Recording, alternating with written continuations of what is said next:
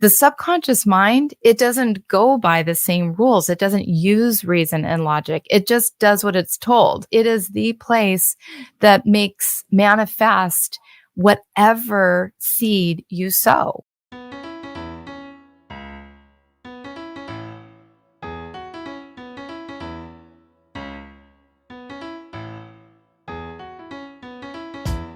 "83% of Americans identify as not very happy, which can hold you back and negatively affect your relationships and your business.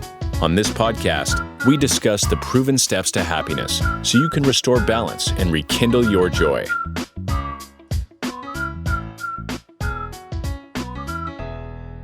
Welcome to another edition of How to Be Happier for Entrepreneurs. Today, we're talking about using visualization to create the life that you want and you deserve. We are with Victoria Gallagher, who's a worldwide leader in hypnotherapy. She's also a best-selling author, international speaker, life success coach, and renowned authority on the Law of Attraction. She's dedicated her life to empowering people all over this world and planet to successfully live a life of liberty, aligned with their dreams through her effective meditative recordings and online courses. Welcome to the show, Victoria. Thank you so much for having me, Brad. I love the idea for your show, helping entrepreneurs be happy, because, we all got into this business to have more happy, freedom, control over our lives, all of those things that make us happy. And, sometimes it can be a little bit of a challenge. It can. And I don't know if you were in the same bucket, but I thought freedom came from making a lot of money. And I made a lot of money. I lost a lot of money.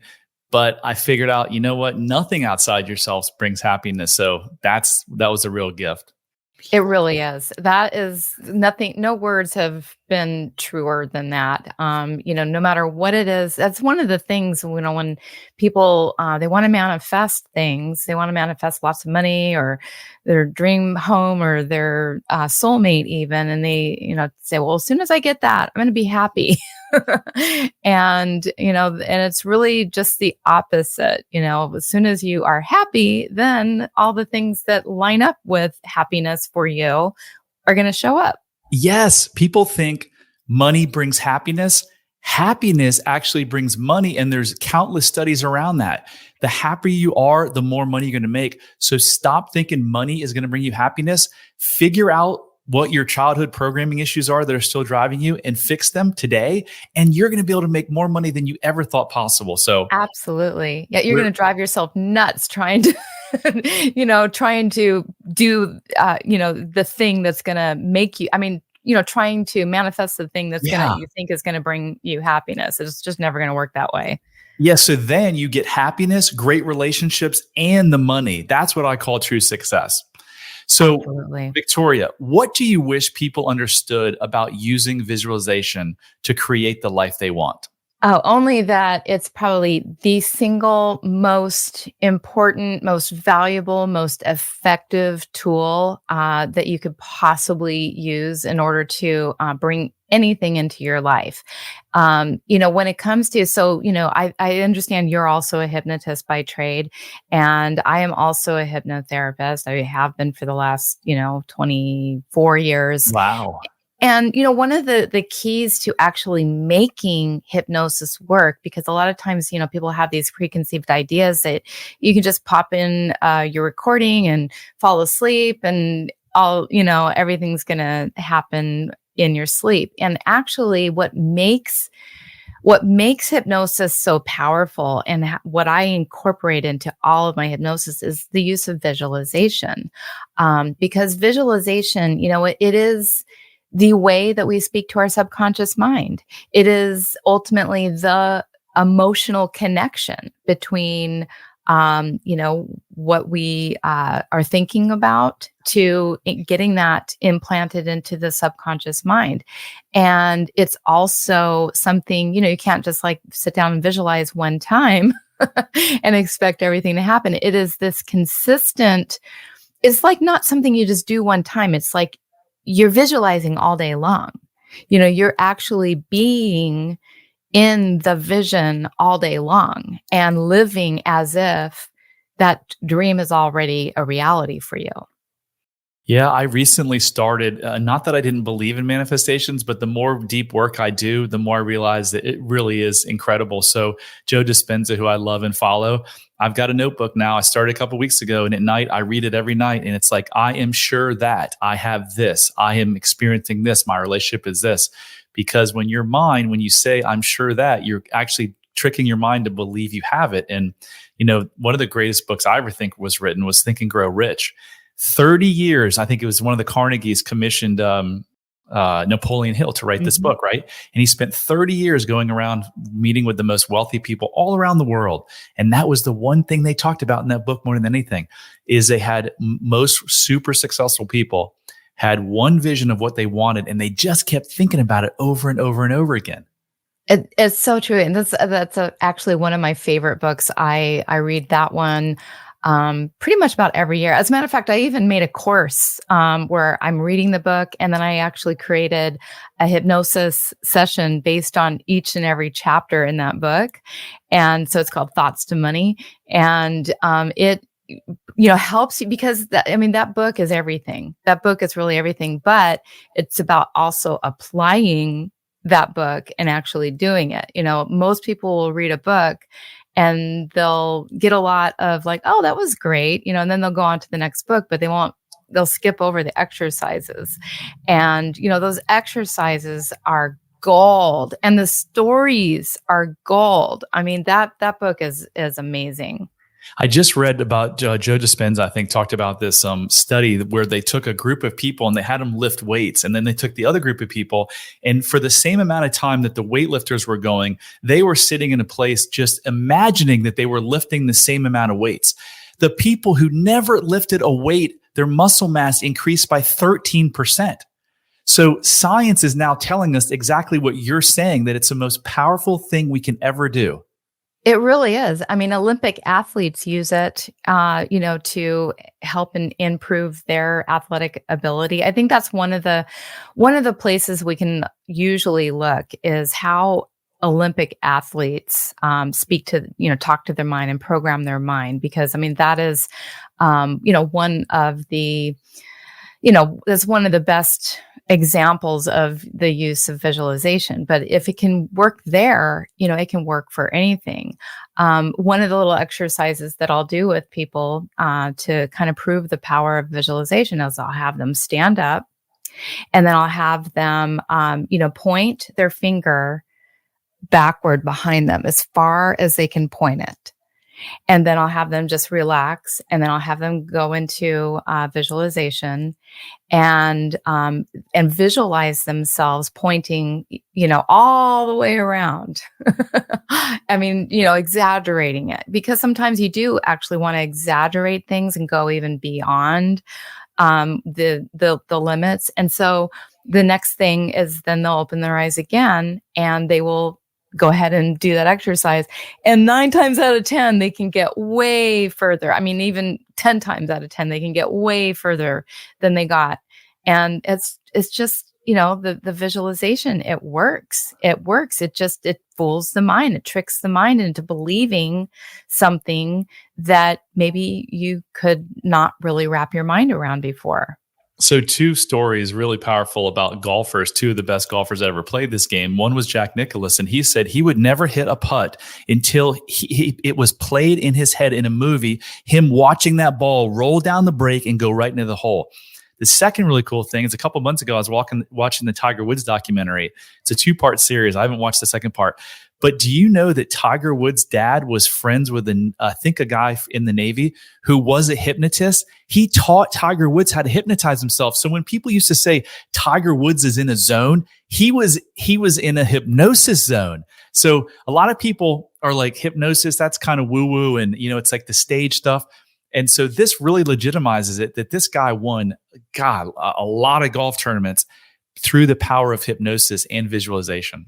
It really doesn't surprise me at all. And then, there is this thing called the mind-body connection. And, the body does what the mind tells it to do. So, visualization really just kind of helps to, I mean, and I don't really necessarily want to go too far into the woo-woo side, but I mean, people have managed to cure things, that are going on with their body. I've even I've had experiences where, like I had I can't remember what it was. It was like a rash or a wart or something was going on, and I visualized it away. I just smoothed it out, that piece of skin, that had the little minor flaw, and I just smoothed it away. And like within, a really short period of time, it was gone. I mean, it's amazing the way that the mind body connection works. I don't know if you heard that study, the Japanese study, where they took these 13 people and they rubbed Yes. the poison ivy. Yes. Yes. Well, And tell it. I will. So on one arm, they rubbed a substance that was totally safe, or totally non-poisonous, and they told them that this was poison ivy that they were rubbing on that arm. On the other arm, they actually rubbed the poison ivy and said it was the harmless substance.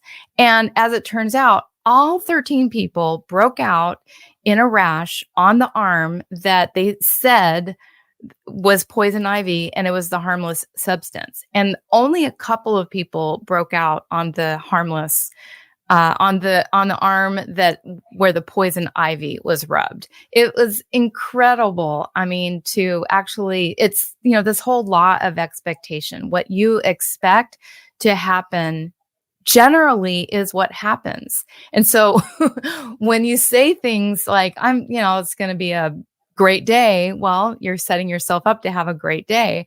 If you say, today's lousy, or, and you start saying negative things and you start programming negative things into your mind, guess what? You're going to set that in motion. I've had to have like difficult conversations with my husband at times. And it's like when how you go and you're rehearsing what's going to happen. And so how do you want to rehearse that? Do you want to rehearse the argument that's going to go back and forth? Or do you want to rehearse the, how you want that outcome to be? So whenever I've rehearsed it ahead of time and say, okay, what do I really want this outcome to be? Do I want it, us to come away peacefully? Then I rehearse how we're going to have this conversation, and then boom, that's how it goes. And we end up being able to resolve it really, really easily. Yeah, most people use visualization the wrong way. They visualize the wrong things. I mean, it's on a daily basis, I laugh at things working out for me. I expect things to work out for me, but it wasn't always that way. Until I did the work, until I got in hypnosis, I was the person doing the wrong visualization. Back to your comment, Victoria, on how you can cure health. I've got a book in my hand called Way to Miracles, and he talks about how self-contempt, which is the opposite of self-love, causes dis-ease, no ease in the body, which causes disease. Mm-hmm. Then behind me on my shelf, I've got a 500-page book by Dr. Gabor Mate called The Myth of Normal. The entire book is how childhood programming, unresolved childhood programming, creates illness. Both of these books by two really smart people who have been doing this a combined almost 100 years, helping people solve physical and mental issues, have said that it is from unresolved stress. Hypnosis and visualization is one of the best things in the world, best ways in the world to turn yourself from self-contempt and lack of self-love to self-love. Tell us why that is. How does, I'm sorry. Ask me the question again. No, I know you know the answer. I think you're thinking ahead to my next question, but it's because those self-contempt are buried in the subconscious mind, right? So to go from lack of self-love to self-love, you've got to access the subconscious mind, right? Absolutely. Yeah. So many times, there are all of these unresolved issues of, in childhood, from, maybe being made fun of in school, and telling yourself and thinking that the things that people are saying are true. And so you've just adopted these ideas, and then you continue to reinforce those ideas. And then you see the ideas reflecting in the real world, because we have this part of our mind called the reticular activating system, which ultimately it has to show us, it has to filter out everything that is not in, it has to filter out everything other that outside of what we normally believe. I'm getting tongue tied today. Okay.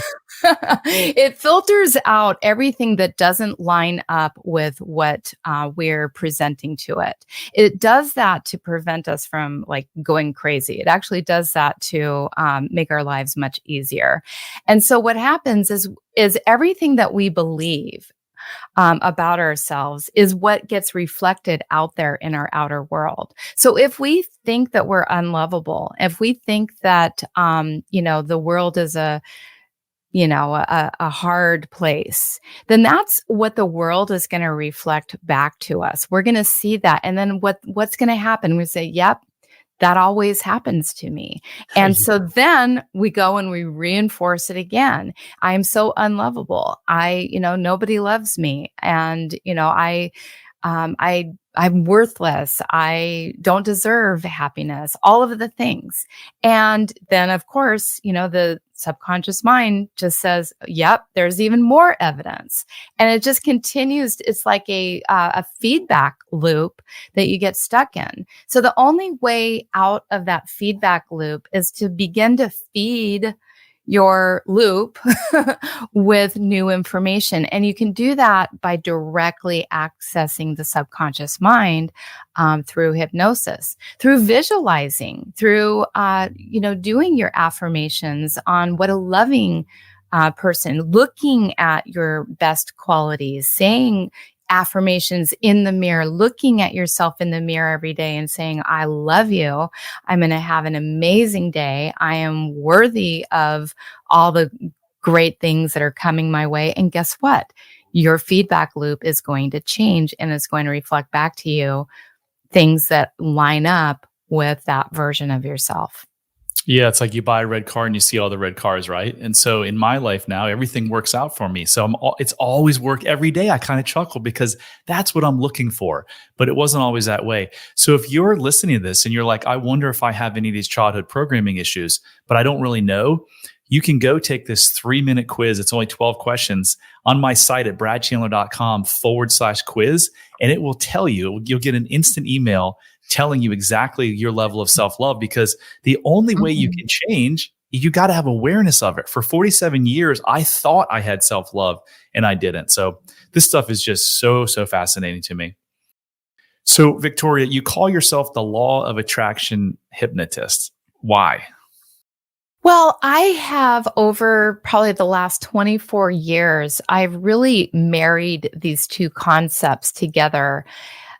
When I first became a hypnotist, before that, I really was studying the law of attraction without really realizing that I was studying the law of attraction. A lot of the books, talked about you create your reality.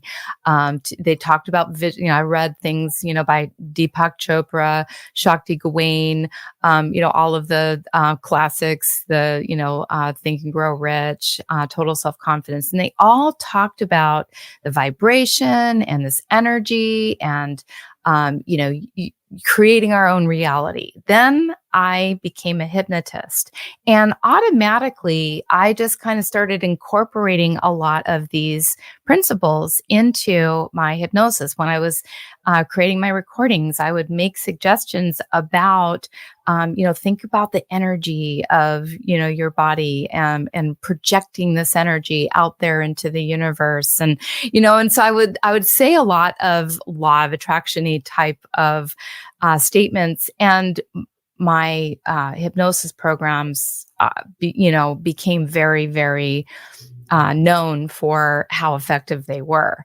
And it wasn't until I wrote my book, Practical Law of Attraction, after, I just kind of started becoming known for talking about the law of attraction, that I started like really thinking, that's what I do. That is my niche. I am a hypnotist who believes in and talks about and incorporates law of attraction into my practice. And so I'm just going to call myself the Law of Attraction Hypnotist. So that way they know what they're getting when they get with me. I'm not going to just, hypnotize them and give them a bunch of suggestions. We're going to incorporate law of attraction techniques into my hypnosis. Do you have, is there one thing that people come to you more than anything else for help? Or is it just all over the board? Oh, I have worked very diligently over the last couple of decades on narrowing down my target audience, my niche. And it is down to, like the entrepreneurial, spiritual, entrepreneurial, creative entrepreneurs. I work with comics, authors, lots of hypnotherapists in my field, come to me.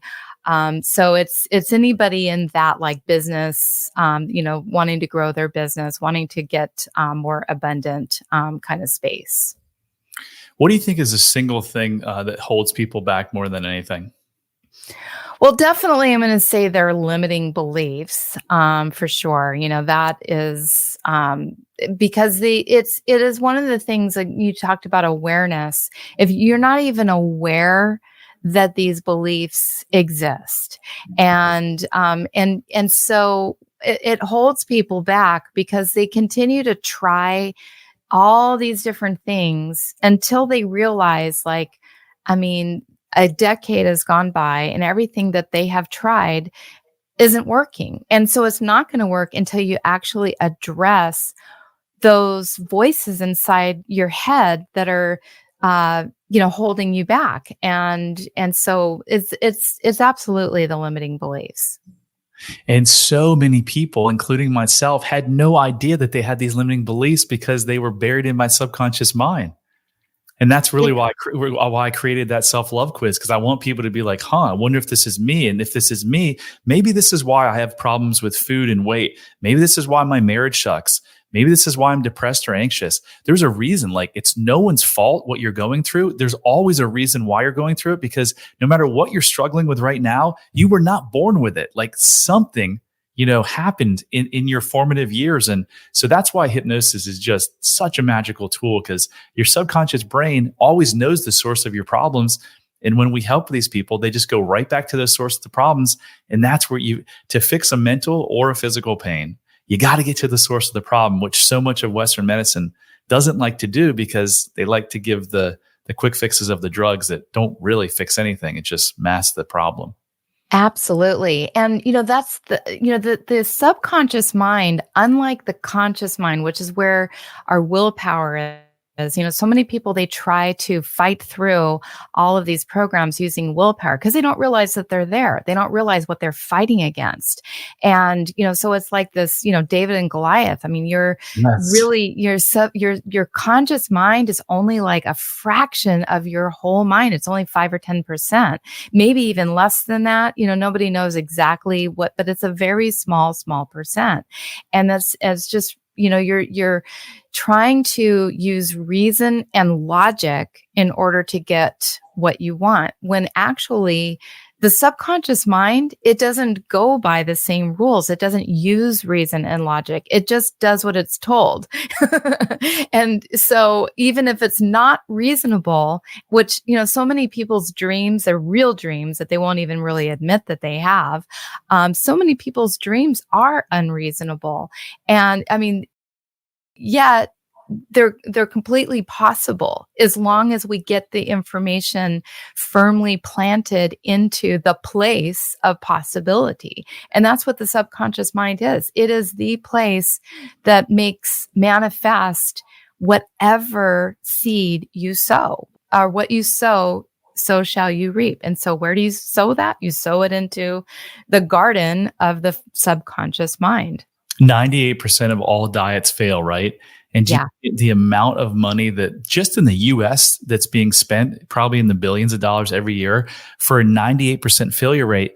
Because how many people have you known that have lost weight and then they go put it right back on? It's because they never figured out what made them put the weight on in the first place. That's your subconscious mind. That's your protection. You're eating for a reason, whether it be that you don't want people attracted to you or you're stuffing down your feelings. But yet you see over and over on TV and everything, diet and exercise, Just like you said, you can't willpower through that. It's going to catch up with you. But all you really have to do is go into that subconscious mind through hypnosis and figure it out. So Yeah. you have an app with 500 hypnosis sessions, you told me. Can you tell us more about that? Yes. Well, actually, so I do have one on the market right now. It's called HypnoCloud, and that does have over 500 sessions in it. However, over the last year and a half, we have been working behind the scenes. My developers are creating a new app, which is going to be launched soon. That's all I can say, soon. But it's called Believe. And while they have been working diligently on creating the technical aspects of this app, I have been working on lots and lots of new content. So by the time this app comes out, right now we're on target. There's over 1,000 programs in this app. Wow. But in this app, there's videos, there's courses, there's series, there's affirmations, and so many of them now are geared toward manifestation, business owners. I have all kinds of fun sessions in there on even helping people to attract podcast guests to their show. I'll have to listen to that one. Yeah, it's soon to be coming, and like I said, we're on track for about 1,000 recordings in there now. Whoa! I don't know how you have the time to do all that. That's all I do. I love it. So, do you have any personal stories that are interesting around manifesting? Oh, so many. I mean, I take ownership over having manifested the good, the bad, the ugly, everything, and so pretty much everything I have is a testament to my manifestation, including this house, including being able to be in good shape, because my whole family does have a tendency to be on the obese side of things, and I just made a different decision for myself at a very young age. But I would say probably like the story is near and dear to my heart was how my husband and I got married. And, this was about, well, let's see, I guess we celebrate our 15-year anniversary in May of this year, 2023. When we were on the outs for a little while, I'm telling the mini version of the story, but we were on the outs for a little while, and we had been engaged, got unengaged, living in Florida. And I was starting to work with this personal development group where we were working on the law of attraction. And so we all decided we were going to make an intention. We were going to set an intention for something that we were going to manifest. So we all stood in front of the room. We decided, okay, so this is my intention, and a buy when.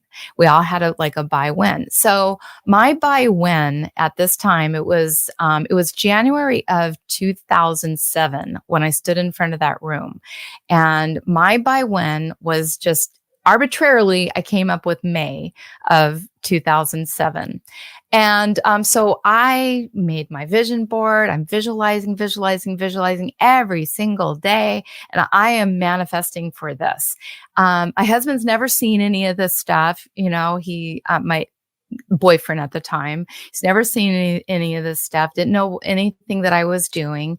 And like by March of that year, he comes to me and says, I don't see how we're ever going to get back to a point of getting engaged. And I'm just letting you know that because if you want to just hang out, that's fine. But I am just not really seeing that in the cards for us. And so I broke up with him because I just I thought, well, maybe the universe is just trying to point me in a different direction. Like, I believe so strong in my manifestation that I'm going to get engaged. It may not be by May, but maybe it's just like getting him out of the way. And that's why he's telling me this. And so I just let him go. And I kind of made a deal with myself that I wouldn't date anyone for 90 days. I wouldn't drink. I would work on myself. I wouldn't do anything that would put me into any kind of vulnerable position because I just wanted to get over it and move on with the rest of my life. And so fast forward about to day 88 of this, I run into him at a karaoke bar. It was a place that the two of us used to go together. And he came up to me, said he had been thinking about me, said he was asking God for a sign as to whether, he should reach out to me or not. And to make a long story short, a week later, he asked me to meet him on the beach, and he proposed to me. And Wow. that was May 24th of 2007. And we got married exactly a year later. Wow, that's pretty cool. So you've been doing this for a long time. We're gonna wrap on this question. So you've helped countless people. Can you pull maybe one of the top like transformation stories of someone that came to you and really suffering, and then after working with you, their life changed? So I had a client that was a coaching client of mine that was, really just stuck in a rut with her job. And she, she was just unhappy, and she really wanted to manifest a move overseas. And it was just like all of the obstacles were stacked against her. She was just in she was in a situation where it was really hard to leave the company that she was in. She was making money, but she just wasn't happy. And what she really wanted to do is she wanted to go overseas, and she wanted to start her own coaching practice. And so we worked together for about 3 months, and then everything just kind of like it wasn't happening that quickly during the time that we were working together. But then about 2 months after our work had ended together, and it just kind of seemed like she was still stuck there. And I felt bad. I felt like, oh, shoot. I get an email from her from London talking about how she's looking for she's already moved. She's already started her business. She's already making enough money to support herself. And she was reaching out to me because now she was in an apartment and she wanted to manifest for her dream house. And so, we worked on that. But it was just, it was just the fact that she actually got to do exactly what she was, planning to do. It just sometimes the universe doesn't work on our timeline. And that's one of the things that I always have to emphasize, because this stuff works. It absolutely works, but you have to let it go. Yeah. And that's what she did. She worked with me. She got all the information, ingrained in her mind. And the next thing you know, I got the email about her success. And I love that story so much. That's awesome. Yeah. Life is happening for you, not to you, right? It is. It absolutely is. There's always a reason why it doesn't happen now. And sometimes, it doesn't reveal itself until the next phase of whatever it is that you're going through. I mean, I had a horrible, horrible relationship that I was in before meeting Steve. And that relationship taught me the exact lesson that I needed to learn in order to let him go. If it was the old me and I hadn't learned that lesson, I would have said, oh, okay, we can just continue dating and I'll just, I'll just wait and, I'll just, but no, if I had not learned that lesson, if I had not learned to just let it go and trust that there was something even better for me. I mean, that was a very good sign that I was receiving. Is like, okay, here we are. We're in the exact same situation. What are you going to do differently this time? And so sometimes that's the whole point of why something doesn't work out for you, is it's just there to teach you a lesson for how you can apply this in your future. Amazing. Victoria, how do people reach you? They can reach me at my website, victoriamgallagher.com. Awesome. Thank you so much for being on the show. Thank you so much for having me. I had a great time. You asked great questions. Thank you. Thanks. So I'm on a mission to help 1 million people transform their lives in the next 60 years. Talk about manifesting. I'm 50 years old. I turned 50 and I'm going to live to be 110. So I need your help. So if you can like this, if you can share it, if you can subscribe to it, I'd really, really appreciate it. And that concludes another episode of How to Be Happier for Entrepreneurs. And remember, love heals all. Hit subscribe if you don't want to miss out on more life-changing content. And if you're struggling, you don't have to. Go to bradchandler.com/contact. There, you can join the Facebook community of like-minded entrepreneurs, and you'll see a button to schedule your freedom and happiness call. See you on the next episode.